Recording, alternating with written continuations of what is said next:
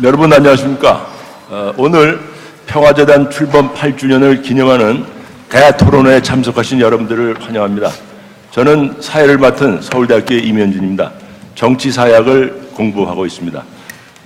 오늘의 주제는 통일시대를 대비한 국가혁신 방향이 되겠습니다. 그래서 우리 사회과학계에 아주 유능하신 두 분의 발표자와 두 분의 토론자를 모셨습니다. 여러분들이 다 아시다시피 대한민국 하면은 산업화와 민주화를 동시에 성취한 보기 드문 나라로 평가되고 있습니다. 그럼에도 불구하고 저희가 갈 길은 굉장히 멀다고 생각하고 있습니다. 산업화라고 한다면은 결국 국제화된 부분과 그렇지 못한 부분, 또 대기업과 중소기업 사이의 격차가 굉장히 큽니다.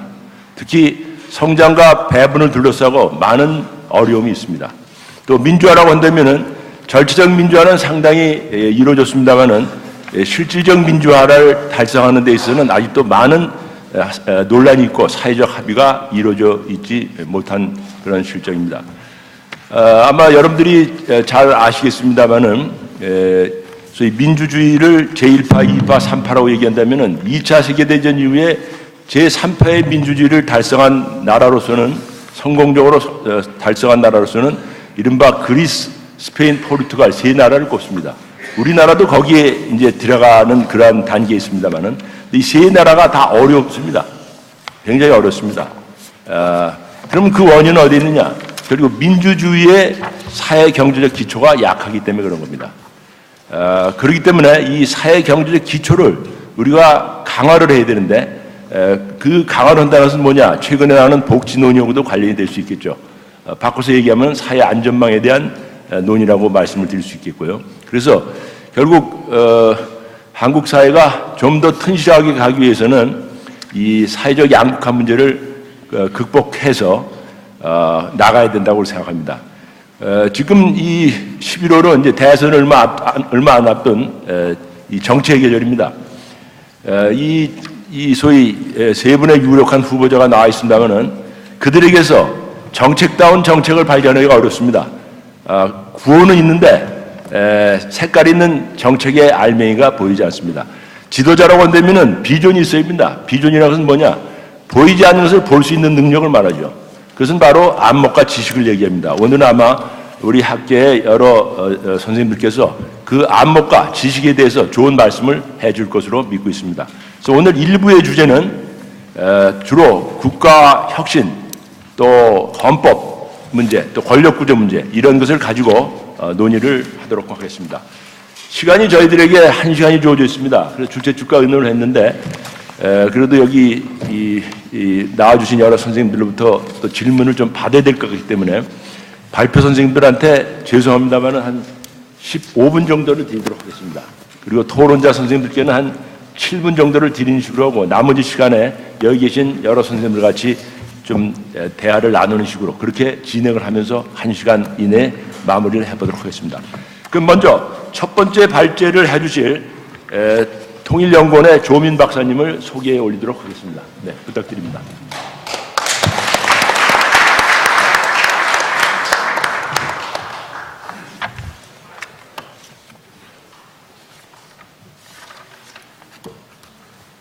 바로 네, 맞습니다. 이 프로필이 자세히 나와 있기 때문에 자세한 소개는 생략하도록 하겠습니다. 예, 소개받은 조민입니다. 오늘 이 수은 전도교 유서 깊은 이 장소에서 제가 평화재단의 여러 분들의 뜻을 모아 이 통일시대를 대비한 국가혁신 방향과 과제에 대해서 간략한 발제를 맡게 된 것을 큰 영광으로 생각합니다. 일부에서 세 분 말씀이 우리 시대를 압축적으로 또 우리 당면한 과제를 적절히 잘 말씀을 하셨습니다. 그러한 전제에서 모든 분이 다 공감하듯이 지금 우리 사회가 안팎으로 상당히 어려운 국면에 처해 있다고 하겠습니다. 경제적 측면에 있어서의 여러 가지 어려움은 20세기 후반, 21세기 초반의 세계를 피폐시킨 이 신자유주의적 시장 근본주의 문제가 우리 사회를 굉장히 어렵게 하고 있습니다. 그런 점에서 성장 잠재력 자체가 위협받고 또 분배 구조도 상당히 악화 왜곡되어 있는 이런 상황입니다. 이런 경제적인 어떤 내파 상태다가 지금 우리 정치 구조가 전혀 현실의 어떤 역학관계와 미래를 반영하지 못하고 있는 이런 상황입니다.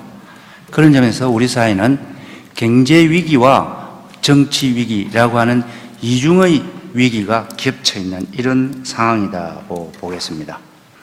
또 밖으로는 이 국제 정세의 변화가 상당히 격동적이고 어려운 이런 상황입니다. 여기에다 북한의 유동적인 상황도 미래에 대한 전망을 불확실하게 만들고 있습니다.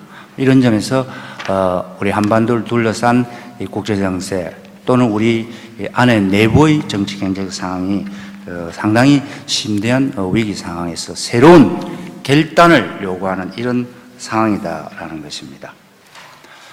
그런 점에서 이러한 위기 상황을 극복하고 새로운 시대를 맞이하기 위해서는 국가 그 자체의 시스템을 혁신하지 않으면 안 되는 이런 상황이다. 아주 절박한 상황이라고 봅니다.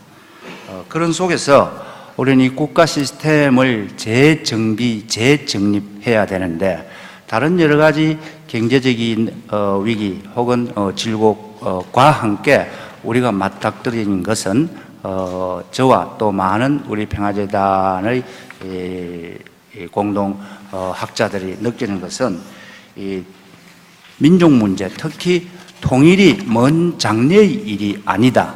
통일이 이미 가시권에 들어왔을 수 있다라는 이런 전제에서 우리 국가 시스템 혁신 방향을 모색해야 된다고 하는 것이 저와 또 우리들의 입장입니다. 그런 점에서 이 통일 문제를 전제로 또 통일 문제를 국가 혁신과의 중요한 요인으로서 전제하면서 새로운 토대 위에서 또 새로운 설계도를 가지고 새로운 국가 시스템을 만들어야 된다 하는 것이 우리들의 출발점입니다. 그래서 우리가 구체제를 넘어 미래로 나아가기 위해서는 국가 운영체계 자체를 혁신시키지 않으면 안 된다라는 것입니다. 그리고 여러분 아다시피 우리 대한민국의 국가 운영체계가 반세기 이상 지속되어 온 개발연대의 발전국가 시스템에 입각하고 있다라는 겁니다. 이러한 것이 지금 한계에 부딪혀 있습니다. 또 특히 87 체제라고 할 수 있는 산업화와 민주화 세력의 대타협에 의한 약 25년 동안의 헌정 체제도 한계에 다다랐다는 것입니다. 우리는 지금 정치 질서로서는 1987년도 대통령 직선제, 단임제 체제에 익숙해 오고 있습니다. 그러나 그 25년 동안 우리 사회가 많이 변했습니다. 경제 성장도 많이 이루어졌고 나라의 규모도 커졌습니다. 국격도 높아졌습니다. 이러한 상황 속에서 과거 산업화 논리와 또는 민주화 논리로서 미래를 끌어가기에는 어렵다고 하는 것입니다. 이 25년 동안의 변화 속에서도 국민의 의식과 또 국민의 요구도 다양하게 분출되고 있는 이런 상황입니다. 그래서 짧게는 25년 동안의 87 체제도 한계에 이르렀고 조금 더 심대하고 구조적인 측면에서는 반세기 이상의 이러한 발전국가 논리가 자체가 한계에 이르렀다라는 지적입니다. 따라서 25년 또는 반세기 동안의 어떤 국정 운영 원리, 국가 시스템을 우리가 극복하고 새로운 미래로 나아가지 않으면 안 되는 이런 상황이다라는 겁니다. 25년 또는 반세기 동안의 국가 운영 시스템은 또한 앞으로 우리에게 다가오고 있는 통일 문제에 대한 대비라든지 통일을 전제로 한 그런 논리는 전혀 반영되지 않았습니다. 이런 점에서 우리는 통일 문제가 상당히 중요한 국정의 어떤 시스템의 핵심 요인이 되어야 한다라는 것입니다. 그래서 국가 혁신을 우리가 고려할 때 크게 봐서 평화 통일의 문제를 우리가 추진할 수 있는 어떤 준비와 또는 전략을 모색해야 된다, 이런 전제입니다. 또 국민의 입장에서 볼 때 이 국가 시스템, 국가 혁신을 추구하는 이 포커스는 역시 국민의 행복의 정진에 있습니다. 이 국민 행복을 정진시키는 데는 제도적으로 또는 경제적으로는 성장과 분배 논리를 어떻게 조화하느냐 하는 것이 우리가 맞닥뜨리고 있는 방향이다라는 것입니다. 그래서 경제성장 문제는 아다시피 지금 한계에 부딪혔습니다. 이걸 어떻게 타개하느냐 하는 문제는 우리들은 통일, 남북 전략 변화를 통해서 이 성장 문제를 새롭게 접근할 수 있다고 봅니다. 또 분배 문제는 이제 많이 논의되고 있고, 특히 경제 문제와 공정 또는 복지 이런 문제들도 우리에게 아주 익숙한 이런 상황입니다. 그러나 우리는 분배 문제에 있어서는 복지도 중요하지만 복지보다도 더 선차적으로 해결돼야 할 문제는 공정의 논리라고 봅니다. 그런 점에서 크게 봐서 국가 차원에 있어서는 이 평화통일의 기반을 마련하고 대비해야 된다라는 문제고, 국민 측면에서는 국민의 행복을 정진시켜주는 것이 과거하고 다른 파라다임이 요구된다, 이런 것입니다. 따라서 현재 이 국정 운영의 낡은 시스템 자체를 획파하고 새로운 시스템으로 바꾸는 것이 우리 절박한 과제다라는 것입니다. 이러한 것을 전제로 저는 이 국가 혁신 방향을 4가지 측면에서 말씀드리고자 합니다. 이 첫 번째는 역시 통일 시대를 대비한 국가 혁신입니다. 우리 헌법에서는 통일에 관해서는 대통령의 의무 또는 우리가 통일 정책을 추구해야 된다는 선언적인 어떤 규정에 거치고 있습니다. 그러나 실질적으로 이제 통일은 우리의 어떤 전략적, 정책적 목표가 되어야 되고, 자기 정부는 이 통일을 추구하는 그러한 정부로서 국가 시스템을 재구축해야 된다, 이런 이야기입니다. 따라서 한반도 국민의 행복을 추구하기 위해서는 한반도의 안정과 평화가 중요합니다. 저는 이 한반도의 안정과 평화는 2개의 분단국가 체제에서는 공고한 평화 유지가 어렵다고 봅니다. 따라서 한반도 통일을 추구하는, 한반도 통일을 통한 공고한 평화와 안정의 추구가 중요하고, 그것이 국가 목표로서 설정된 시스템 계획이 필요하다고 봅니다. 두 번째는 우리가 반세기 이상 중앙 집권 체제에 익숙해져 왔습니다. 그런 점에서 정치 권력, 경제 자원 또는 인재, 즉 인적 자원 모두가 서울 중앙에 집중되어 있는 이런 상황입니다. 이러한 중앙 집권, 중앙 집중적 상황으로는 21세기 국가 시스템으로서 적합하지 않다. 이것을 혁신, 혁파 시스템 개조를 해야 된다, 이런 입장입니다. 그리고 세 번째는 역시 이러한 국가 체제의 혁신을 위해서 우리가 나아가는 방향은 자치 분권을 궁극적으로 법제화 제도화시키는 것은 연방제에 있다라는 이런 전제에서 8도 내지 다양한 13도 이런 다양한 연방제 계획을 추구하고자 합니다. 그와 마찬가지로 그와 함께 지금까지 추구했던 발전국가 논리 시스템 자체를 전환시킴으로써 새로운 시대에 부응하는 그런 변화를 추구하겠다는 것입니다. 그리고 마지막으로 이 국가 혁신의 방향은 지금까지 우리가 주로 하드웨어적인 또는 경제성장 중심의 논리에서 국가를 사고해 왔다면은 앞으로 우리 국가 시스템 혁신은 이 문화의 힘을 확신하면서 문화 인프라를 구축하는 그런 국가로서 시스템을 재정비해야 되겠다 하는 것이 제가 말하고자 하는 국가 시스템 혁신의 4가지 방향이라고 하겠습니다. 이 4가지를 조금 더 부연하는 것으로서 제 발제를 계속하겠습니다. 역시 이 국가혁신은 통일을 대비해야 된다라는 이런 상황입니다. 그런 점에서 북한의 불확실한 미래를 책임지고 또는 민족 전체의 어떤 미래를 열어갈 수 있는 것은 우리 남한이다 하는 이런 전제에서 북한을 우리가 어떻게 하면은 화합과 또는 우리의 한반도 전략 내에서 끌어들일 수 있는가 하는 것을 고민해야 할 때다고 봅니다. 그래서 통일의 주역은 우리 남한일 수 있지만 통일의 주체는 북한 주민이다 이렇게 볼 수 있습니다. 북한 주민이 우리 사회를 동경하고 또 우리 사회에 하나가 되겠다는 결단을 내려주어야 통일이 가능합니다. 그래서 통일은 억지로 강제로 될 수 있는 것이 아니기 때문에 통일에 대한 결단은 북한 주민의 선택에 달려 있다고 볼 수 있습니다. 그런 점에서 우리의 통일 정책은 북한 주민이 우리를 선택하고 지지하고 하나 될 수 있도록 결단을 내리도록 하는 것이고 또 거기서 북한 통치청이 거부하지 않도록 그러한 유도를 해 나가야 되겠다라는 것입니다. 그런 점에서 통일 정책은 남북한 모두 윈윈 되는 이러한 통일 정책을 추구해야 하고 또 이런 점에서 대북 정책 또는 외교 정책 또는 국방 정책 이 모두가 통일의 토대를 굳히는 통일을 지향하는 이러한 정책으로 수렴되어야 한다고 하는 생각입니다. 따라서 차기 정부는 통일을 목표로 대북 정책, 외교 정책, 국방 정책을 추진해 나가야 할 필요가 있다 이렇게 봅니다. 이러한 통일 과정에서는 역시 통일 리더십이 중요합니다.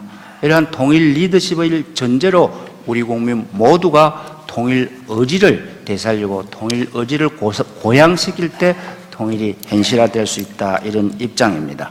또 이러한 통일을 통해서 우리가 동아시아, 동북아, 동아시아적인 공간 전략을 우리가 나아가야 할 미래 방향으로 설정하고 또 이 통일이 되어야만이 우리가 동아시아 전체의 경제 공동체 또는 동아시아 공동체를 우리가 중심이 되어 우리가 솔선해서 꾸려나갈 수 있다 하는 그런 미래 전망이 가능합니다. 두 번째로는 지금 중앙집권 체제의 한계를 우리 모두가 그 피해를 다 경험하고 있습니다. 이런 점에서도 정치 자체도 이렇게 지역에 기반한 거대 양당 제도의 이러한 그 한계를 극복하지 못하는 이런 상황입니다. 그런 점에서 자치분권이라고 하는 것이 지방정부의 지방주권 수준으로서 중앙정부가 중앙정치의 권력을 이양해야 된다는 것이 저희들의 생각이고 이것이 국가 시스템의 어떤 구축 방향이라고 봅니다. 그런 점에서 우리가 역사적인 어떤 공동체를 하나의 단위로 삼을 수도 있고 또는 지금 현재 광역경제권이라고 하는 것이 지난 정부와 또 이번 정부에도 공히 이 설계상에서 또는 서류상에서 얘기를 쭉 추진해 왔습니다. 이런 점에서 광역경제권을 하나의 단위로 삼는 형태로서 지방주권 차원에서 다양한 혹은 다기화된 지방권력 구조가 이루어진 그런 국가체제를 바꿔야 된다라는 것입니다. 그래서 적어도 남한 내에서 예컨대 한 8개의 지방주권 단위가 있고 그것이 서로 상호 협력과 또는 서로 연대를 통한 중앙정부, 연방정부를 구성하는 이런 형태로 국가 시스템을 바꿔야만 된다라는 것이 저희들 입장입니다. 또 이러한 연방제의 추세 또는 준연방제의 추세가 지금 전 세계적인 경향이기도 하고 그것이 민주주의와 또는 정치 발전과 또는 다양한 정당 제도를 가능케 하는 그런 체제다고 할 수 있습니다. 이 연방제 또는 연방주의는 우리 사회에서 아주 생소한 제도 개혁 방식이고 또는 이것이 상당히 조금 이념적으로 상당히 우리가 주저되어 왔던 이런 제도이기도 하고 또는 방식이기도 합니다만은 우리가 가야 할 국가 시스템은 이러한 다양한 지방 주권 단위가 상호 결합하고 상호 협력하는 이러한 체제가 우리가 가야 할 방향이다 이렇게 봅니다. 그리고 세 번째로 이 한국의 경제사회라고 하는 것이 지금 경제민주화와 분배 정의 이 모든 것을 한데 아우를 수 있는 자본주의의 새로운 어떤 변화, 한 단계 진전된 행태로서의 국가 시스템 구축이 필요하다라는 것입니다. 이런 점에서 지금까지의 이러한 무한경쟁 또는 신자유주의 시장 근본주의를 지향하고 국가가 유능하고 또는 강력하게 시장에 개입할 수도 있습니다. 이러한 적절한 시장 개입 국가를 저는 조정 시장 경제 체제라고 하고, 또 이것은 서구사에서 많이 연구되고 있는 시스템입니다. 그런 점에서 정당하고 투명한 개입을 전제로 한 조정 시장 경제 시스템으로의 국가 체제 시스템의 변화가 필요하다는 것입니다. 그와 함께 좀 생소하지만 우리는 국민경제 이런 것에 많이 익숙하지만 이와 함께 시민경제라고 하는 패러다임을 우리가 사고할 필요가 있습니다. 그래서 자본주의 사회에서 가장 중요한 액터인 기업 또는 자본주의 사회에서 시장에서의 최고 경쟁자인 기업 문제에 있어서도 지금까지 주주 중심의 자본주의 행태보다는 기업을 둘러싼 다양한 이해관계자 자본주의 행태로 전환시키자고 하는 것이 이 시민경제입니다. 그런 점에서 기업의 의사결정에 있어서 노동자라든지 또는 지역사회라든지 또는 다양한 다른 부문에 있어서의 그와 관련된 이러한 사람들을 연대해서 의사결정을 할 수 있는 그런 구조로의 전환이 새로운 자본주의로 가는 길이다라는 것을 제의합니다. 이러한 조정 시장경제와 함께 이 경제시민이 주체가 되는 시장경제 파라다임으로서의 국가 시스템의 전환이 필요한 시기다고 봅니다. 그런 점에서 우리가 국민경제 논리에서 익숙한 단어들은 성장, 안보, 발전, 개발, 효율, 경쟁 이러한 것을 아우르는 파라다임입니다. 이러한 파라다임을 분배, 복지, 공정, 그리고 생태, 환경, 협동, 창의 이런 파라다임으로 바꿔야 합니다. 이것이 조정시장경제의 시스템이고 또는 시민경제 파라다임의 도입이라고 할 수 있습니다. 이러한 것으로서 한국 시장경제의 재조정을 국가 시스템의 방향으로 잡아야 하겠다는 것입니다. 마지막으로 이 국가 혁신의 방향을 문화 입국 또는 문화 국가로서의 어떤 시스템 전환, 문화 인프라를 구축함으로 해서 새로운 국가 모델을 창조할 필요가 있다라는 것입니다.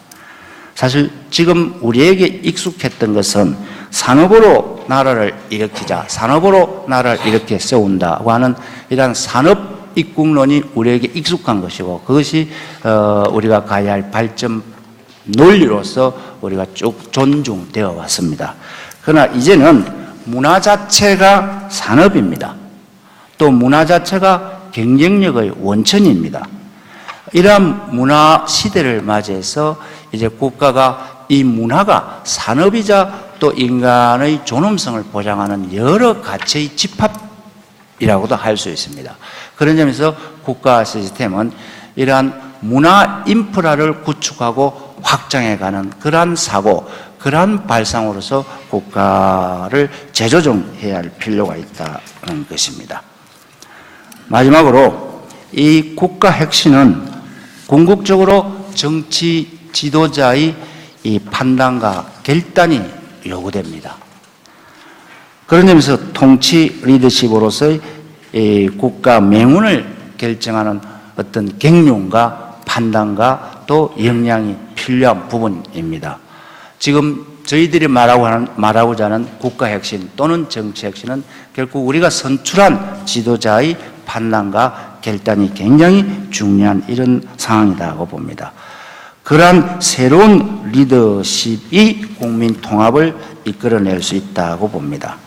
따라서 국가 비전과 함께 이 통치자 또는 정치 지도자가 미래를 향한 이 국민의 어떤 집단 의지, 집단 열정을 창출해내고 불러내고 또 그러한 집단 열정, 국민의 열정을 통합해가는 그런 정치적 리더십이 아주 중요하고 또 기대되는 상황이라고 하겠습니다.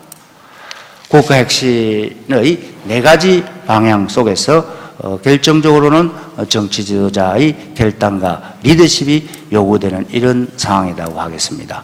제 발제 마치겠습니다. 고맙습니다. 네, 조 박장님 고맙습니다.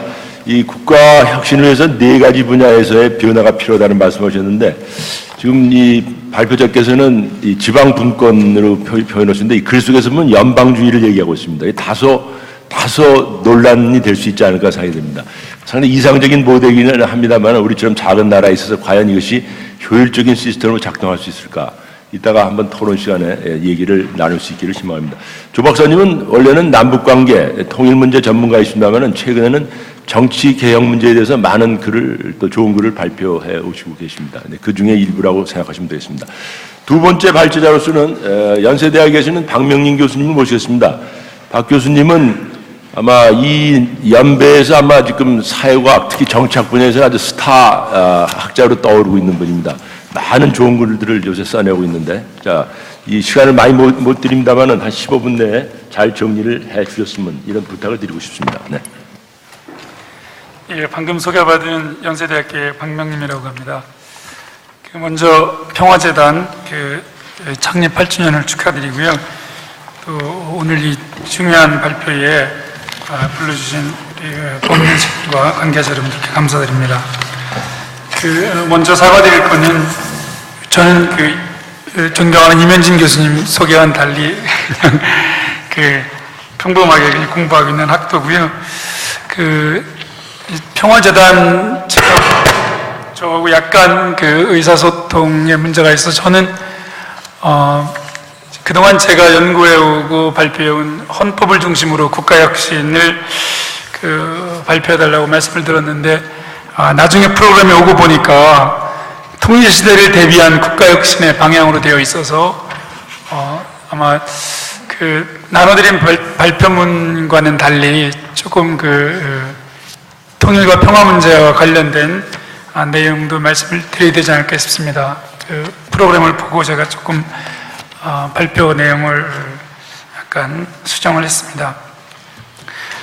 먼저 결론을 먼저 말씀드리고 나서 그렇게 도달하게 된 우리들의 현실 지금 상황과 좀 약간의 논리적이고 이론적인 또 인류의 경험적인 전거를 조금 말씀드려보려고 합니다. 저는 우리 사회가 민주주의의 바탕에서 안으로는 민주복지국가를 지향하고 밖으로는 평화 중간국가로 나아갔으면 좋겠습니다.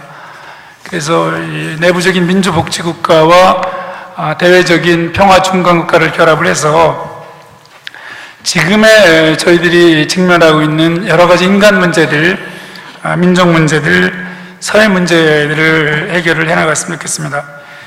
첫 번째로 민주복지국가를 말씀드리는 것은 저는 우리 공동체가 인류가 존재해온 이래의 미중위의 변종 공동체라고 생각을 합니다. 그건 왜 그러냐면 일정한 문명을 발전시켰던 국가들은 그 문명이라는 인간 조건의 발달에 따라서 인간 조건이나 인간 영혼들이 조금 안온하고 평안했는데 저희는 IT나 스마트폰이나 조선이나 전자나 철강이나 자동차나 세계 1등에서 5등 안에 다 들어 있습니다. 21세기 7대 첨단 산업은 저희가 대부분 다 3등 안에 들어 있습니다. 인간 조건의 최선두를 형성했던 문명 국가가 자살이나 출산율이라든가 성평등이라든가 비정규직 문제라든가 임금 격차라든가 이러한 인간 실존의 문제에 있어서 지금 현재 저희가 OECD 최악입니다. 그 중에 OECD 꼴찌를 기록하고 있지 않는 것은 거의 없습니다. 우리가 인간 조건을 발전시키는 것은 그런 인간 조건의 발전을 통해서 그 안에 있는 개개 인간 개체들의 삶을 평안하게 해주고 예측 가능하게 해서 고르게 해주는 건데 저는 이거는 전례가 없다고 봅니다. 그래서 동아시아와 유럽의 여러 나라들을 연구를 하고 있습니다만, 과연 이런 전례가 인류에 있었는가?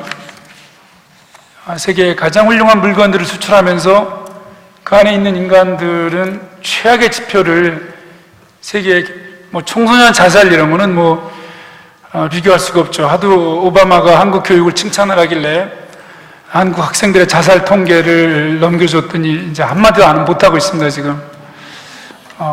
정말 이렇게 수학이나 영어 경쟁력을 세계 최고로 만들어 놓고 세계에서 가장 많은 학생들이 자살을 하는 교육 체계가 이게 누구의 무엇을 위한 교육 체계인지, 그래서 저는 우리들의 그 인간 조건을 발전시키기 위한 노력은 아까 조민 박사님도 말씀해 주셨습니다. 이건 저는 중대한 문제가 있다고 봅니다.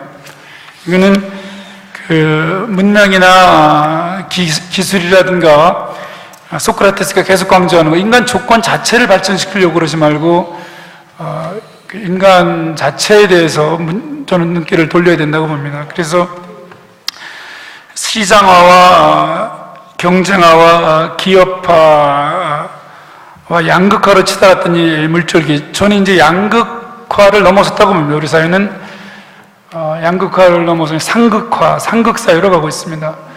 아무리 옳아도 진보는 보수 의견을 경청하지 않고 자기 편이 아니면 보수는 절대로 진보를 경청하지 않습니다. 아무리 틀려도 진보는 진보를 용인하고 보수는 보수를 용인하고, 그래서 이 상극사회로 치닫고 시점에서 이거를 그러면 어떻게 바꾸느냐? 민주주의 구성 원리를 바꿔서 사회화와 복지화와 형평화와 공공화로 나아가지 않으면 안 된다고 봅니다.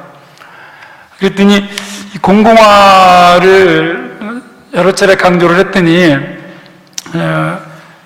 그 공공화를 전체의 질서만 바꾸는 걸 저희 사회는 또 오해하고 있는 것 같습니다.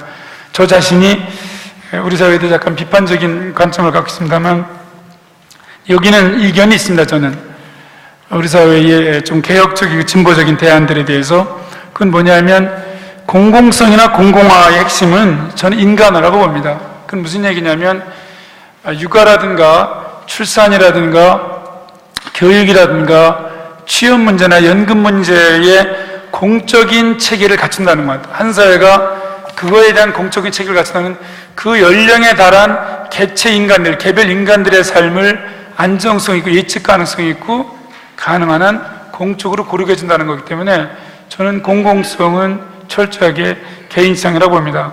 그래서 우리 사회가 지금 사실 시장화나 경쟁화나 초기업화, 양극화, 과도화로 가다 보니까 사실은 개인들이 전부 사회와 직면하다 보니까 자살 아니면 자영 전부 스스로 해. 근데 공적인 체계를 갖추면 이거는 많이 바뀌리라고 봅니다. 그래서 시장이냐 복지냐 논쟁이 많지만 저는 이거는 하나라고 봅니다. 그 시장도 인간을 위한 걸로 전환이 되어야 되고, 두 번째를 말씀을 드려보겠습니다. 두 번째는 그 민주주의의 바탕에서 평화 중간 국가를 말씀을 드렸는데요.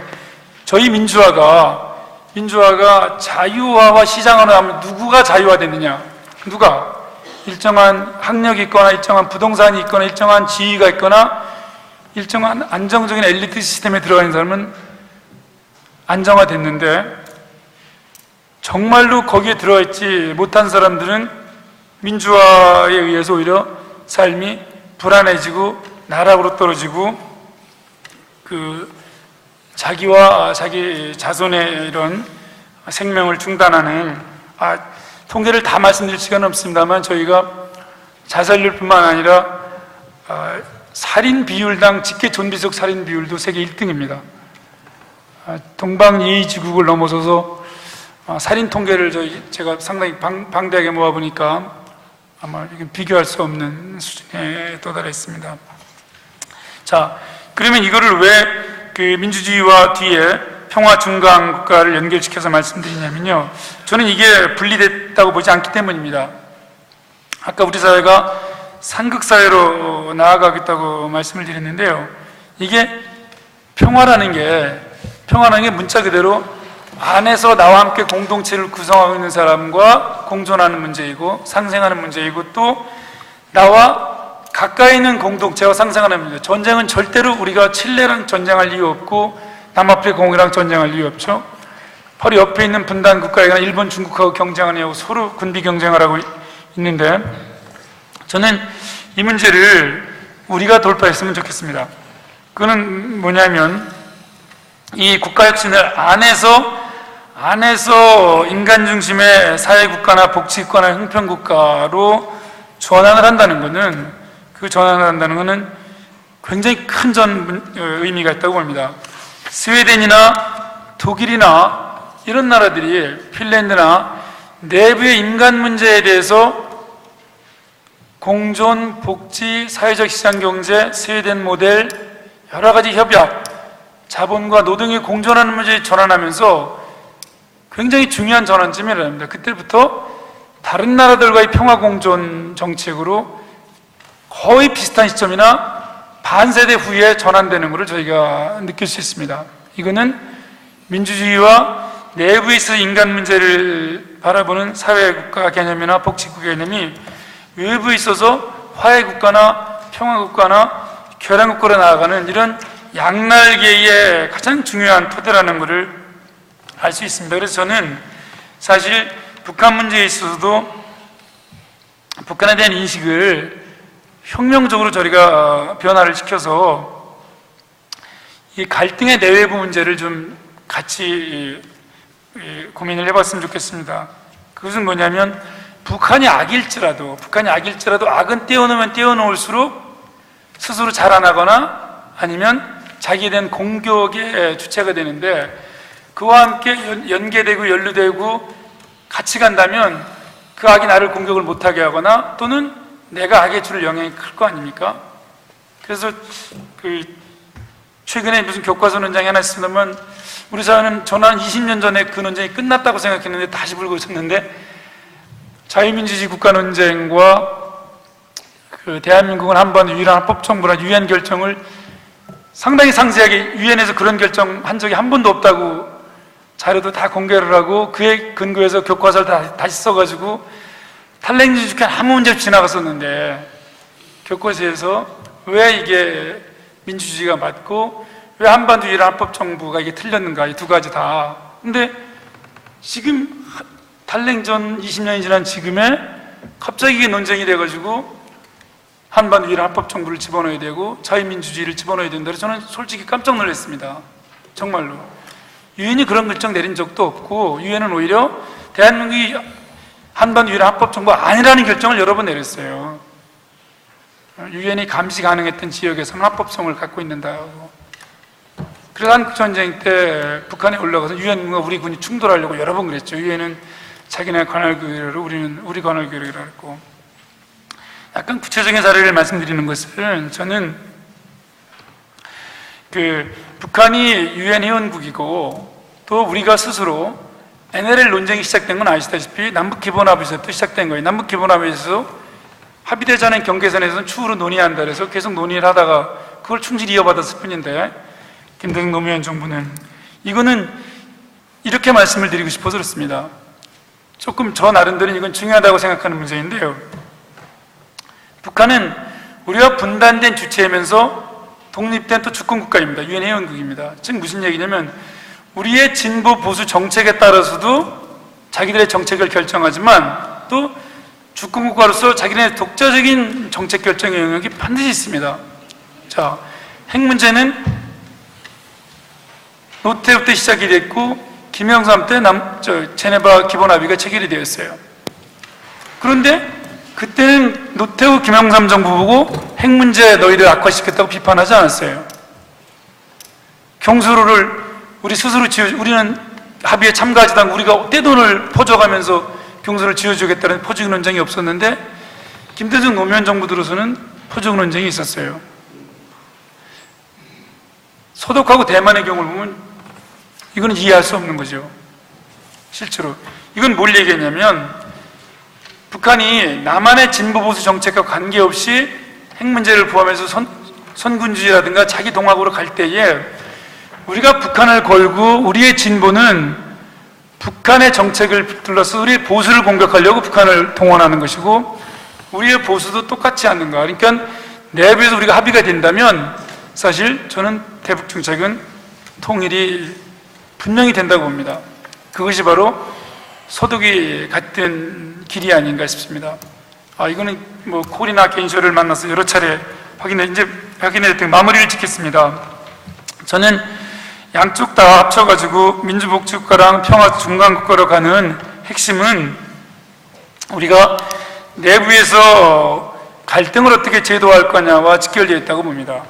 그래서 나와 생각이 다른 사람이 공존할 수 있는 체제를 만드는 것이 민주복지국가이고, 나와 생각이 다른, 더더군다나 오랫동안 한 민족을 형성했던 우리 민족의 다른 성원들과 같이 공존할 수 있다고 생각하는 것이 평화, 공존 그런 상태를 지향하는 것이고, 거기서 나아가서 저는 이제 우리가 지금 여기까지 발전한 그런 경제력에 바탕을 해서 평화 중간 국가로 나아갈 수있다고 봅니다.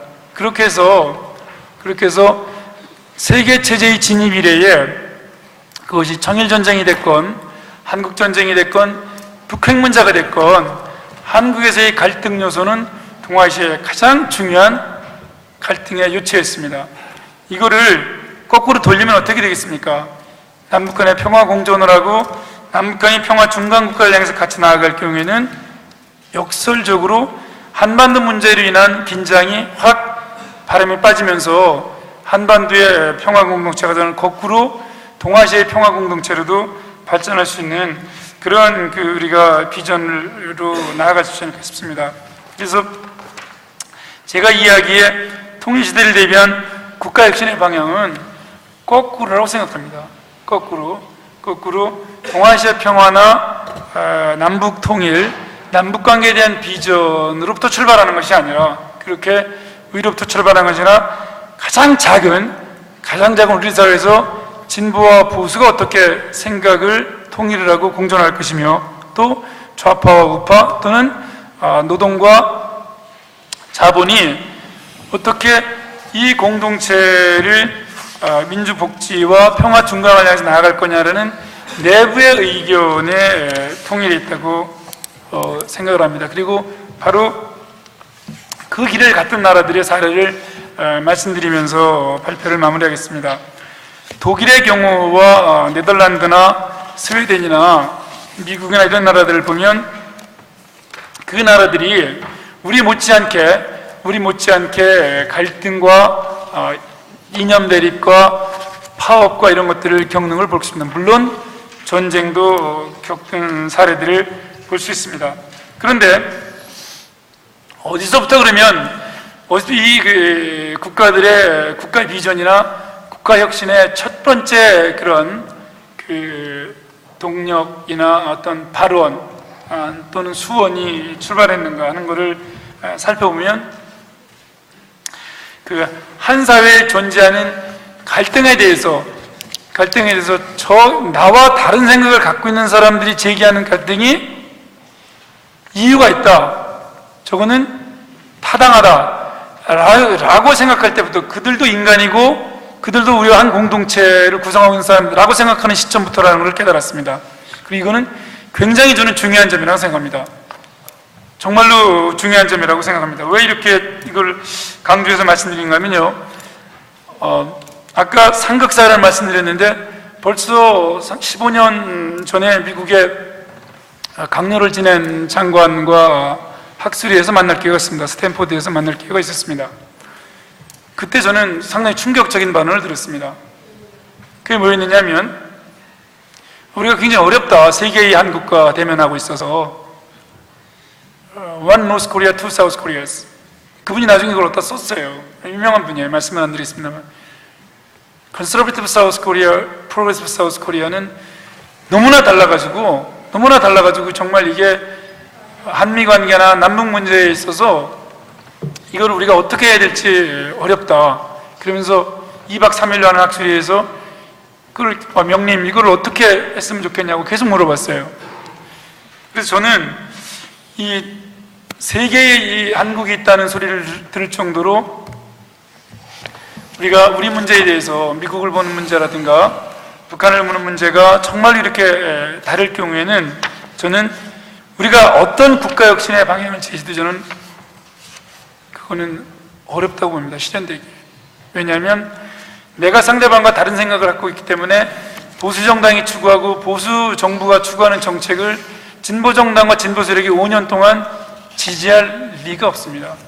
특히 이 두 개가 연결되어 있다고 계속 강조드리는 것은 남북 문제에서 수구꼴통 내지는 친북 좌빨로 상대방을 낙인 찍기 시작하면 그 남북 문제의 진보로 낙인 찍힌 세력이 내부에서 주장하는 복지 문제나 정치 개혁이나 교육 문제나 노동 문제나 심지어 지역 갈등 해소 문제까지 어떤 것도 그거는 친북 좌빨의 시각이라고 일렬 종대로 생각하기 때문에 아무리 합리적이고 수용하지 않습니다.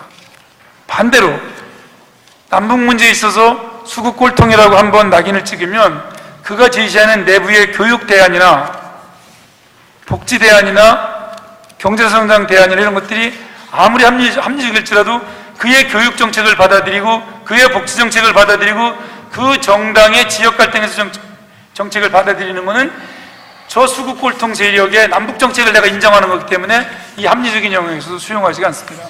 수용하지를. 겐쇼를 인터뷰하는데 겐쇼가 콜에 대해서 인간적인 존경이 생겼다는 얘기를 했습니다. 총리가 아까 저기 이제 끝났으니까 정부가 개최됐기 때문에 일어나려고 했더니 정당이 다르기 때문에 독일 문제 해결을 위해서 장관님 남아주십시오. 다 다르지 않습니까? 아니 같으면 왜 남으라고 그러니까 제가 하지. 다르기 때문에 우리 독일 문제 해결을 위해서 지혜를 합쳐주십시오. 그런 말씀을 하고 인간적인 존경이 생겼다는 말씀을 드렸습니다. 이제 마무리를 짓겠습니다. 그래서 저는 이렇게 생각을 합니다. 그 헌법 문제 여기에 조금 말씀드렸습니다만은 결국 우리들의 대표와 우리들의 대표로 구성되는 정부가 진보만 대표하는 것도 아니고 보수만 대표하는 것도 아니고 대한민국 국민 전체를 대표하는 것이고 그런 대표성에 있어서 전체성을 회복해야 된다고 생각하고요. 두 번째는 진보 정부나 보수 정부로서의 정책은 다를 수 있지만 대한민국 공화국을 대표하는 국가로서의 정책적 일관성은 이거는 흔들리면 안 된다고 봅니다. 독일이나 이런 데서 스웨덴이나 이런 나라에 갔듯이. 그래서 이 두 가지만 저희가 우리 사회의 진보나 보수가 원칙을 합의하면은 저는 그 다음에 정부 혁신이나 정책 혁신이나 국가 혁신, 더 나아가서 공동체 혁신은 그렇게 어렵지 않고 그것이 다시 돌아와 가지고 저희들 개개인들의 인간적인 삶을 상당히 이렇게 평안하게 해주고 또 안정되고 예측 가능하게 해주는 그런 공동체로 함께 만들어갈 수 있지 않을까 생각을 해봤습니다. 제 발표를 여기서 마치겠습니다. 네, 박 선생님 고맙습니다. 우리 내부에서부터 진보 보수의 어떤 공존과 합의가 필요하다, 중요한 말씀을 하셨습니다. 사실 근데 오늘 여기 글을 보시면요, 재미난 또 제안을 하셨어요. 이 보론에 보면은 여러 나라들하고 비교 연구를 해보니까 우리나라의 국회의원 정수는 최소 600명 정도 필요하다. 요새는 정치 혁신하는 사람이 전부 줄이자고 그러는데 사실 적정 규모는 한 600명 정도 필요하다. 중요한 말씀을 하셨습니다. 이것도 한번 이따가 우리 토론자들께서 좀 문제 제기를 해주시면 좋다는 생각을 해봅니다. 자, 시간이 많지 않았기 때문에 이제 토론자 두 분을 모시도록 하겠습니다. 먼저 지금 풀프리 자치연구소 소장을 맡고 계신 우리 손혁재 박사님을 모시도록 하겠습니다. 시간은 한 7분 정도 드릴게요. 7분 정도. 네, 안녕하십니까, 손혁재입니다. 제가 맡은 부분은 조민 교수의 발표에 대한 토론인데요. 조민 박사가 현 시국을 바라보는 관점이라든가 여러 가지 제안들을 한 내용에 대해서 대체적으로 동의를 합니다. 국가혁신이라고 하는 이런 것들은 그냥 책상 물림의 이상에 치우친 공허한 주장이 아니고요, 실천 가능한, 당장 실현하지 않으면 안 될 그러한 과제라는 점에서 우리가 많은 관심을 기울여야 될 그런 부분인데요. 이제 50일밖에 남지 않은 12월 19일 대통령 선거가 새로운 체제를 만들어낼 수 있는 계기가 된다면 아마도 이 조민 박사의 제안이 상당히 중요하게 다뤄져야 되지 않을까 싶은 그런 생각이 듭니다. 먼저 저는 이 조민 박사의 여러 가지 제안들 가운데요, 이 체제 경쟁과 발전주의 국가론에 입각한 국정운영 시스템 반드시 혁신돼야 한다라고 하는데 저도 동의를 하는데요. 지금까지 우리 한국 사회를 이끌어왔던 말하는 보수적인 권력 정치, 이것이 가능했던 것은 뭐냐면 이 시장과 국가가 주도하는 고도 성장으로 이것이 가능했는데, 이제는 그런 것이 더 이상 가능하지 않은 그런 시대가 되었고요. 이 지역 격차, 계층 격차에 이어서 이제 세대 문제까지 등장을 했는데, 이런 것들을 보수적인 권력 정치로는 해결할 수 없다고 보기 때문입니다. 게다가 지금까지 어떤 양적인 성장 위주의 발전 정책, 여기에 많은 국민들이 피로감을 느끼기 시작했고요. 그래서 이제는 국민들이 삶의 양보다는 삶의 질의 문제에 대해서 관심을 갖고 목소리를 내기 시작했던 그것이 바로 2010년의 지방선거 때 이 무상급식이라는 말로 표현되는 보편적 복지에 대한 국민의 요구가 2010년의 선거를 결과지었고, 작년에 있었던 서울시장 보궐선거도 역시 같은 맥락을 치러졌다는 것을 볼 때 이제 우리가 좀 바뀌어야 되는 것이 아닌가 싶은 그런 생각이 듭니다. 또 통일 시대를 대비한 국가 혁신이 필요하다, 이런 주장에도 저는 상당히 동의를 하는데요. 특히 제가 아주 신선하게 봤던 것은 뭐냐면 이 국가 혁신의 방향을 뭐 경제 입국, 산업 입국이 아니라 문화대국, 문화의 힘에서 찾자고 하는 상당히 좋은 제안이다, 이런 생각이 듭니다. 그리고 저는 이 조민 박사의 발표 가운데 시민경제라는 패러다임도 굉장히 흥미있게 봤는데요. 사실은 우리가 자발적이고 호혜적인 참여경제 방식, 그래서 자본보다는 이 사람과 노동을 더 중시하고, 그리고 이 시장이 자본을, 그리고 국가가 권력을 핵심자로 하고 있다면 이것이 아니라 정말 사람을 중심으로 하는 그런 이 새로운 대안으로서의 시민경제 패러다임, 이런 것들이 절실하게 요구되는 그런 시점이 아닌가 생각이 됩니다. 다만 하나 제가 조민 박사와 의견을 달리하는 것은 바로 연방제 국가 문제인데요. 뭐 중앙 집권적인 국가 체제를 혁신하자, 이거 뭐 상당히 저도 여기에 대해서 동의합니다. 그리고 지방 분권을 강화하자, 이 방향도 옳다고 봅니다. 그러나 과연 이런 것이 뭐 평화나 민주주의나 자치분권의 이념을 갖자는 것도 좋은데, 과연 연방제 국가가 과연 그러한 올바른 대안인가, 여기에 대해서 저는 이 의견을 달리하고 있습니다. 사실 연방제 국가가 갖는 긍정적인 면도 있겠지만, 또 이것이 갖고 있는, 특히 대한민국이라고 하는 사회에서 연방제로 갔을 때 이것이 가져오게 될 부정적인 양상들도 고려해 본다면 연방제 국가라고 하는 데 대해서 쉽사리 동의할 수 없는 그런 측면이 있습니다.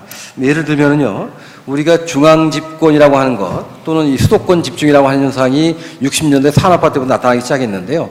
저는 이런 것들이 지방자치가 부활이 되면서 상당수 완화되지 않을까 기대를 했었는데, 우리가 지난 20년 동안의 지방자치를 보게 되면 지방자치는 이루어졌지만 실제로 중앙집권은 더 심해졌습니다. 그건 바로 뭐냐면 잘못된 엘리트 집중 구조, 이런 걸 깨지 않으면 지방자치가 좀 안 되는 것이죠. 그런 상황에서 과연 연방제 국가가 올바른 대안이 될 수 있을까, 여기에 대해서 저는 이 조민 박사와 의견을 좀 달리하는 뭐 그런 거고요. 저는 이제 12월 19일에 대통령 선거를 치르게 되면 이명박 정부가 물러나게 되는데요. 저는 이명박 정부에 대한 여러 가지 비판들이 있지만, 저는 이명박 정부가 저지른 가장 큰 잘못은 이미 사라져야 될 이 낡은 구시대적 가치관을 되살리는 것이 아닌가 싶은 그런 생각이 듭니다. 예를 들면 특권사회죠. 우리가 고소형 정권, 1% 정권 뭐 이런 얘기들을 하는데, 이 특권사회고요. 그 다음에 여기에서 지역 갈등과 계층 갈등이 확산되고 여기에 종교 갈등까지 나타나는 그런 양상이 되었고요.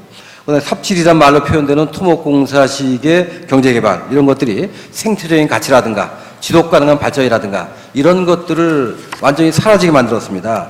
이 과정에서 문화와 예술의 상상력도 역시 실종이 되었고요. 그다음에 창조적 가치, 다양성, 이런 것들, 아까 조민 박사 발표하면서 통일 코리아가 가져야 될 여러 가지 가치들을 얘기했는데, 그런 가치들을 모조리 없애버리고 구시대적인 가치를 되살려낸 것이 이명박 정부의 가장 큰 실정이 아닌가, 저는 그런 생각이 드는데요. 그러다 보니까 우리 사회가 뭐 상당한 위험사회다, 국민들은 더 이상 버티기 어려운 벼랑 끝으로 몰려있는 것이 아닌가, 이런 상황이 됐는데요.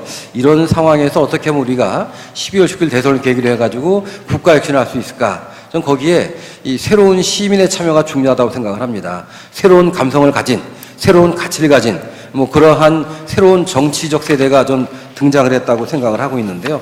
이 대표적인 것이 전 촛불이라고 생각을 하는데요.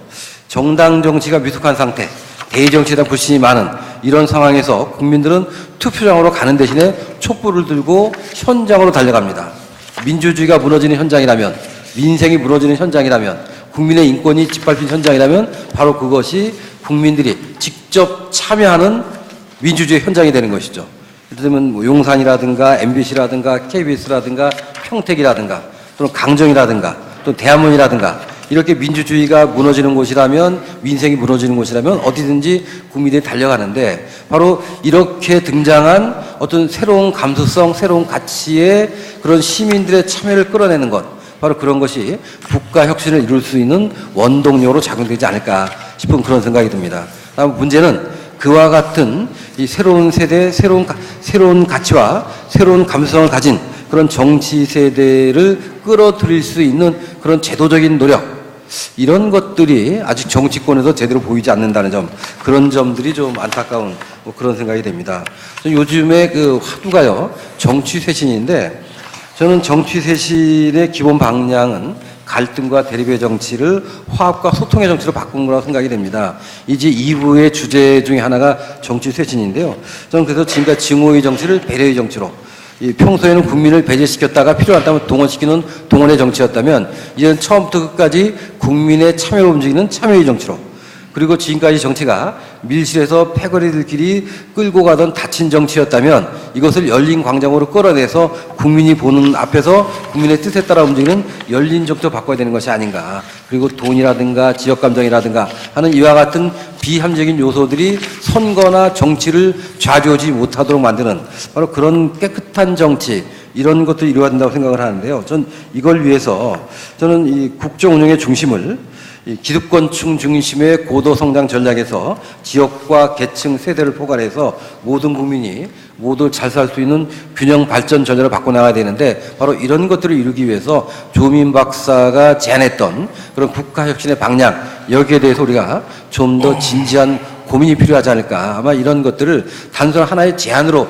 학자의 제안으로 받아들일 것이 아니라 정말로 이 2013년 체제가 들어선다면 2013년 체제가 어떤 체제가 되는 것이 한국 사회의 미래를 위해서 바람직한가라고 하는 이런 관점에서 각 이 후보 진영이나 정치권에서 이 조민 박사의 제안을 좀 더 고민하고 진지하게 검토해야 될 것이다라는 말씀을 드리면서 제 토론을 마치도록 하겠습니다. 고맙습니다. 네, 손 박사님 감사드립니다. 그러면 전남대학교 조정관 선생님 모시고 또 유익한 토론을 듣도록 하겠습니다. 시간은 7분입니다. 예. 안녕하십니까. 전남대학교의 정치외교학과인 조정관입니다. 평화재단 8주년 정말 기념하면서 축하드립니다. 특히 여기 여러분과 함께 이런 토론을 한다는 게 참 저로서는 좀 부담도 되고 가슴도 좀 뜁니다. 왜냐하면 여기 지금 사실 한국 사회를 이끌어 오신 많은 원로들 계시고 저보다 훨씬 더 많이 그동안 고민을 많이 해오시고 토론을 해오신 것을 알고 있기 때문입니다. 그럼에도 불구하고 이제 제가 가지고 있는 뭐 짧은 지식을 가지고서 몇 마디 말씀을 함께 공유하고자 합니다. 박명림 선생님께서 사실은 그 여기 발제문의 내용에 대해서는 거의 말씀을 안 하시고, 말씀을 오늘 발제 시간에는 다른 더 커다란 그림에 대한 이야기를 하셨는데요. 저는 뭐 그 부분에 대해서는 전체적으로 동의합니다. 지금 2012년의 시대정신이라고 하는 것이 갈등을 해결하는 기제를 만들어 가야 한다는 것. 그것이 사실 핵심이라는 거. 그래서 대체적으로 모든 전문가들이 화합의 프로세스에 정파주의를 넘어설 수 있는 미래지향의 어떤 프로세스를 만들어가는 것으로 지금 정치 개혁이라든가 국가 개혁에 대해서 고민하고 있다고 생각합니다. 심지어는 박근혜 후보 측도 그렇게 한다고 저는 생각하는데요. 근데 이제 그것에 대한 이제 접근 방법이 저는 이제 여기 좀 써놓은 부분이 있습니다만 좀 그거하고 연관해서 아까 박명림 선생님께서 좀 말씀을 하셨기 때문에 연관해서 말씀드린다면 접근 방법이 대체적으로 모든 전문가들은 더 많은 정치를 요구하고 있습니다. 무슨 얘기냐면 국회의원 숫자도 더 늘리고 뭐 지방도 더 늘리고 뭣도 더 늘리고 위원회도 더 만들고 또 우리 박명희 선생님처럼 감독부 제4부도 만들고 계속 늘리거든요. 근데 문제는 이제 제 문제의식은 늘려서 과연 해결이 될까라고 하는 겁니다. 예를 들어 많은 분들은 시민사회가 성장했고 내지는 시민사회가 정당 정치에 만족하지 못하고 촛불로 표현하듯이 폭발하고 새로운 정치를 요구하고 있다라고 얘기를 하시면서도 여전히 정치의 영역에 전문적인 정치인들이 굉장히 많이 있어줘야 하는 것처럼 생각하신단 말이죠. 제 이야기는 시민사회에 폭발하고 있는 것을 시민사회에 폭발하고 있는 지도자들 몇 명을 정치인을 더 만들면 정치가 더 잘 될 것인가? 그건 아닌 것 같다라는 겁니다. 시민정치와 정당정치의 적절한 결합이 필요하다. 네트워킹이 필요하다. 이게 사실은 우리가 해결해 가야 하는 주요한 제도 설계의 목표가 돼야 되지 않는가라고 생각을 하거든요. 그래서 아까 우리 사회자님께서 저보고 한번 논쟁을 해보라고 지금 말씀하셨다고 저는 생각하는데 국회의원 정수를 늘리느냐 줄이느냐 문제, 우리 박명희 선생님 말씀하신 것처럼 경험적인 연구론, 귀납적인 방법으로 전 세계의 나라를 다 살펴보면 우리는 국회의원 한 500~600명 필요합니다. 문제는 세금 주고 전부 보좌관 주고 뭐 다 하거든요. 문제는 그게 그만큼 필요할 것인가? 어떤 면에서는 실제로 우리가 결정하는 건 국민이니까요. 사실은 대통령도 필요 없으면 잘라버려야 되는 것이고 내각제로 바꿔야 되는 것이고 말하자면 그런 거지 않습니까? 우리의 방식이 필요하다는 건데요. 제 생각에는 특히 시민정치의 폭발과 정당정치의 결합이라고 하는 것이 국회의원 숫자를 늘려서 더 잘 될 것인가? 다양한 문제의식이 저는 있다고 생각합니다. 저는 관련해서 과다 정치화하는 것이 꼭 올바를 것인가? 오히려 시민사회의 건강한 토론을 활성화해주고 시민사회 스스로가 변화할 수 있도록 인센티브를 부여해 주되 시민사회와 정치사회의 접점을 어떻게 만들어갈 것인가가 핵심이라고 보고요. 그런 면에서는 정당 정치를 거의 새로 새 판을 짜야 된다고 생각합니다. 네트워크형 정당이라는 게 핵심이라고 저는 생각을 한다는 거죠. 많은 분들이 지방정치를 보다 활성화시키고 지방분권을 활성화시키는 게 맞다. 저도 그렇게 생각합니다. 저 지방대학에 있는 사람인데요. 문제는 지금의 지방정치를 확산시켜주면 정치가 잘 될 거라고 전혀 생각하지 않습니다. 지금의 지방정치는 동원정치고 토호정치고 유지정치고 아주 웃기는 정치죠. 지금의 지방정치. 그러니까 지금의 지방정치가 개혁되지 않고서 지방분권만 늘리면은 유지들이 논아먹는 것만 더 많이 논아먹게 되는 겁니다. 쉽게 말해서. 국민의 정치불신은 더욱더 극에 달할 것이고 지방에서도 촛불들이 막 일어나겠죠. 나라는 혼란에 빠질 겁니다. 어떻게 보면.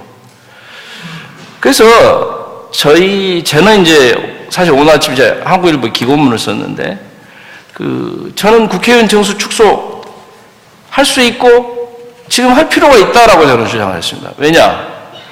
현재의 직업 정치인들이 정말 자기 자신을 좀 내려놓는 인간의 변화가 좀 있어야 되겠다라는 생각을 첫 번째 하고 있다는 겁니다. 그리고 정당이 줄어들 수도 있다. 국회가 줄어들 수도 있다는 가능성을 한번 열어놓고 토론을 좀 해봤으면 좋겠다라는 것이죠.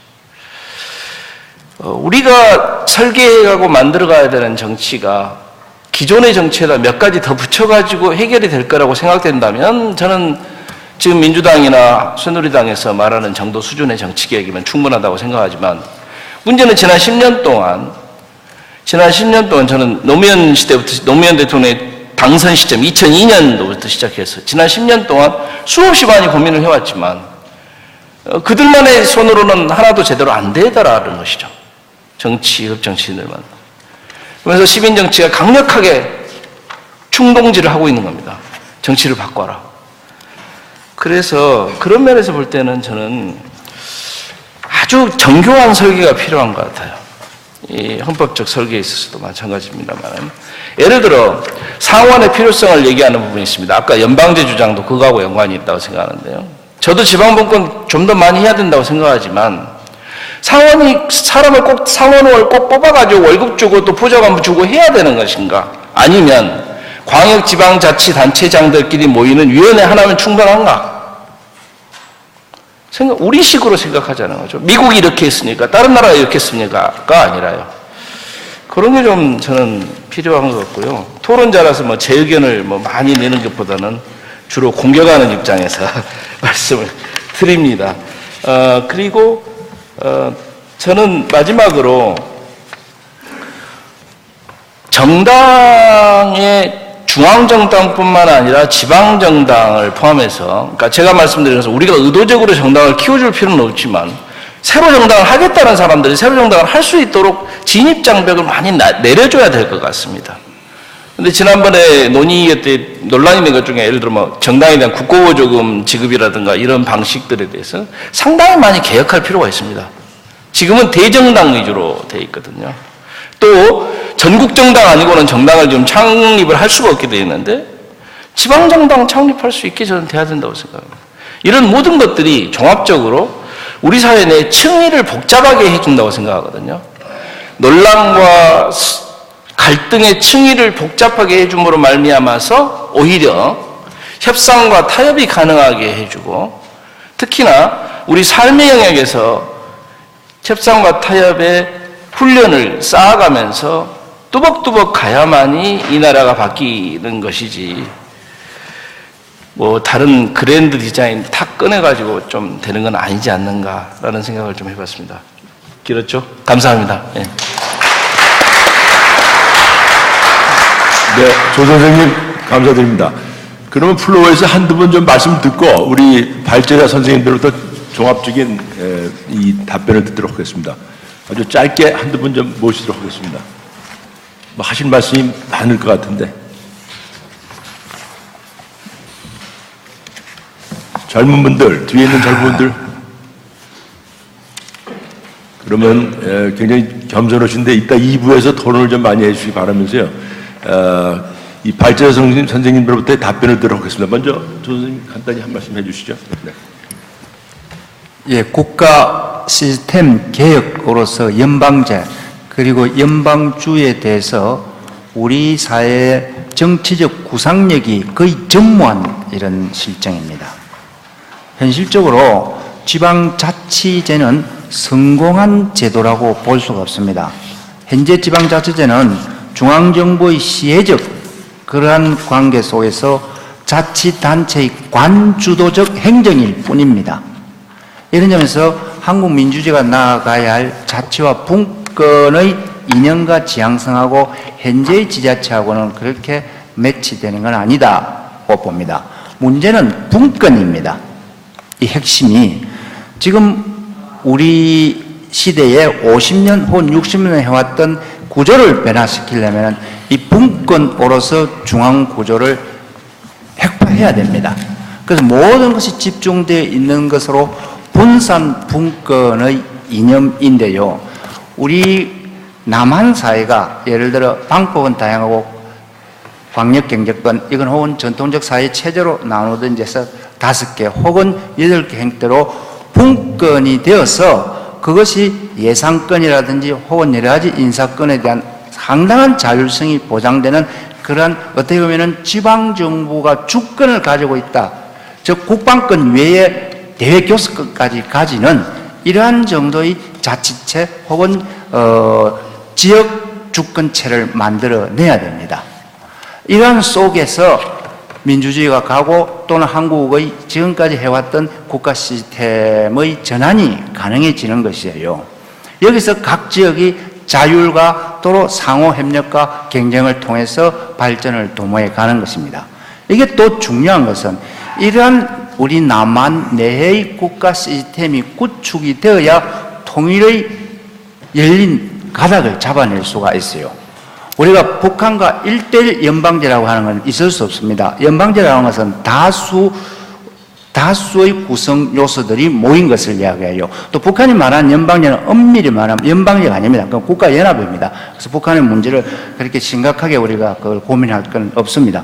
이런 점에서 이렇게 자율적이고 또는 분권적이고 자치가 보장되는 정치체가 남한사회에 많을수록 통일의 모형도 그렇게 갈 것이다. 이런 것이죠.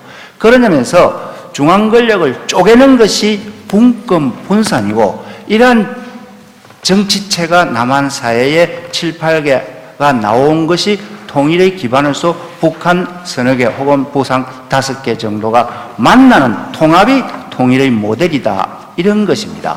그러면서 이 연방제는 쪼개고 통합하고 하는 것이 동시에 가는 것이에요. 과도하고 비정상적인 이런 중앙 권력, 이것 가지고는 미래가 없습니다. 이걸 쪼개야 됩니다. 자율체를 많이 만들어줘야 돼요. 이것이 바로 통일을 마중 나가는 길입니다. 그래서 평안도 정부, 환경도 정부 또는 황해도 정부가 거기서 수장을 뽑고 거기서 상하원 구조를 하고 또 거기가 살림살이가 약하면은 중앙정부가 좀 보태주고 조정하고 이러는 것이에요. 그런 가닥 아니면은 통일의 구성이 안 됩니다. 그런 점에서 연방제, 연방주의 이념에 대한 우리의 정치적 구상력이 더욱 요구되는 이런 상황이라고 하겠습니다. 고맙습니다. 고맙습니다. 우리 박 선생님. 예, 사회자 이민정 교수님과 조정근 교수님께서 중요한 문제를 제기해 주셔서 답변을 드려야 될 것 같습니다. 제가 이제 대표의 숫자를 늘리자, 그거는 상세한 경험적인 자를 제시해 드린 거는 갈등을 해소하고 사람들이 고르게 대표되지 않으면 국회가 큰 나라들이 갈등도 완화되고 그리고 더욱 중요한 문제는 직접 민주주의도 발달한다는 점입니다. 대표가 많을수록 시민정치와 정당정치 네트워크가 긴밀하고 그건 지방 지역을 가면 이제 더더욱 그런데요.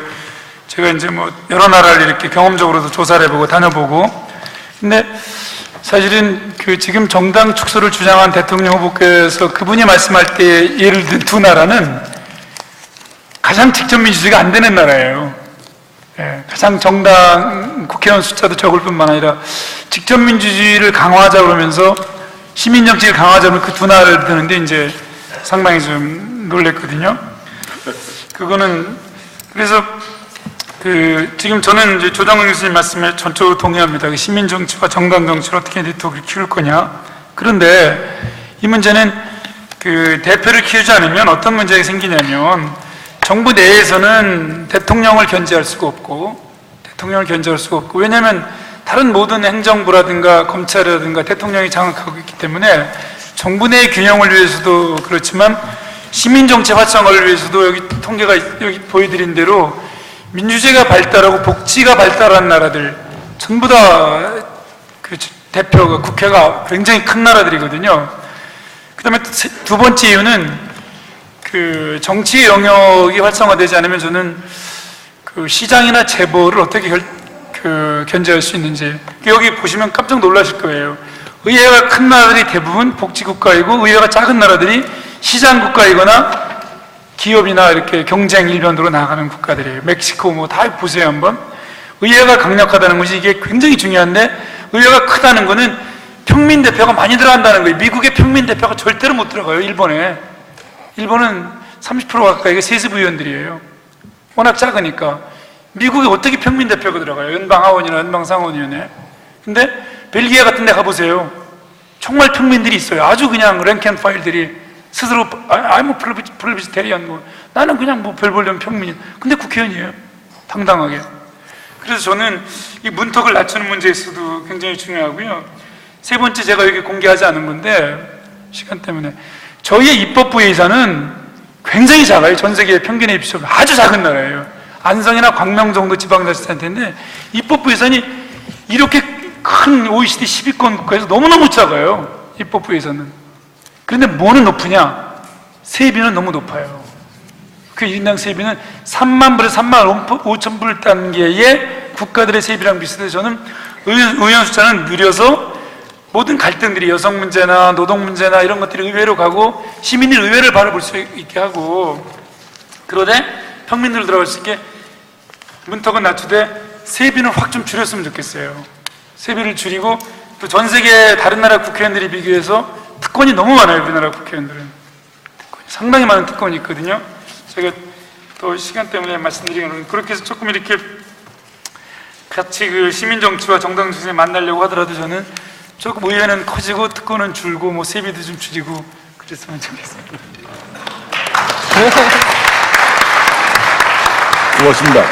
이 연방주의 문제하고 국회의원 숫자 문제는 이따 종합토론 시간에 좀 더 진지하게 한번 의견을 나눴으면 하는 그런 바람을 가지고 있습니다. 이제 마감을 해야 되겠습니다. 지금으로부터 한 100여 년 전을 돌아다 보면은 다른 나라들은 자동차를 만들고 배를 만들고 비행기를 만들 때 저희들은 자전거도 만들지 못했습니다. 그러나 저희들은 지금 잘 만들고 있죠.